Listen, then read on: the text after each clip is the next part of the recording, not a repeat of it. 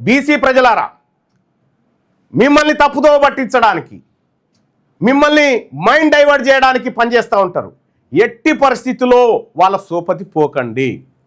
ఎట్టి పరిస్థితుల్లో వాళ్ళు మనోళ్ళు కాదు, మట్టి పనికైనా ఇంటోడే ఉండాలి.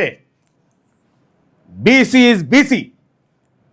ఈ మాట చెప్పని దమ్ముంటే కాంగ్రెస్, బీఆర్ఎస్, బీజేపీ పార్టీలని చెప్పరు. వాళ్ళు ఎందుకు చెప్పరు?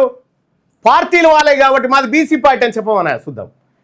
వాడు ఆ మాట చెప్పగానే ఏంటంటే బీసీ పార్టీ మీది బీసీ పార్టీ అయితే మరి ఓసీలు ఎట్లున్నారు ఎమ్మెల్యేలు, మంత్రులు అని అడుగుతాం కదా.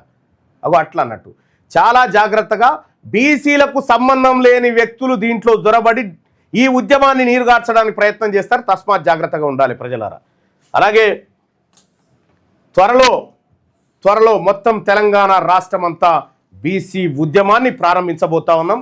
యువకులు, విద్యార్థులు, మేధావులు అందరినీ కూడా ఒకే తాటి మీదకి తీసుకురాబోతా ఉన్నాం.